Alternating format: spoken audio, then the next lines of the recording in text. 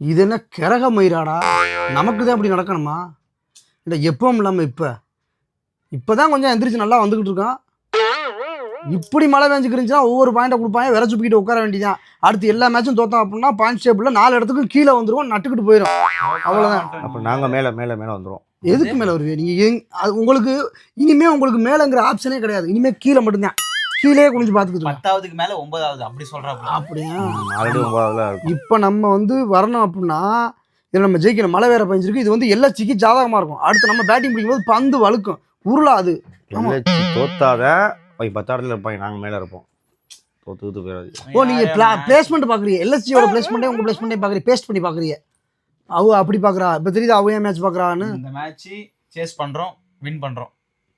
பண்ணலன்னா என்ன அடுத்த மேட்ச் தோக்குறோம், அவ்வளோதான். ஓ, அந்த அளவுக்கு நம்ம கெத்தாயிட்டோம். ஒரு மேட்ச் போனா கூட பரவாயில்ல, நம்ம வந்து அந்த அளவுக்கு கெத்தாயிட்டோம். நம்மளுக்கு பிளே ஆஃப் போற சான்ஸ் கன்ஃபார்ம்.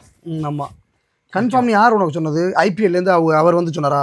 இவங்கலாம் முடிவு ஐபிஎல் ஓனர் வந்து உன்கிட்ட சொல்லிட்டு போனாரா? எல்லாம் இவங்கலாம் முடிவு பண்ணிடுவாங்க. ஸ்டார்ட் ஆக போகுது சார். நினைச்சா அவ்வளோதான். அதான் ஒரு ஓவர் குறைச்சிட்டான்ல, இனி அவ்வளோதான், முடிஞ்சு போச்சு. இனி வந்து கண்டிப்பா அது எல்எஸ்சிக்கு சாதகமா இருக்கும், தோக்குறது உறுதியாகும். என்னடா எப்படி அம்சா, என்ன அம்சா நீ இப்படி பேசிட்டு இருக்க? என்ன பேசுறா? மழை பெய்யுதுடா.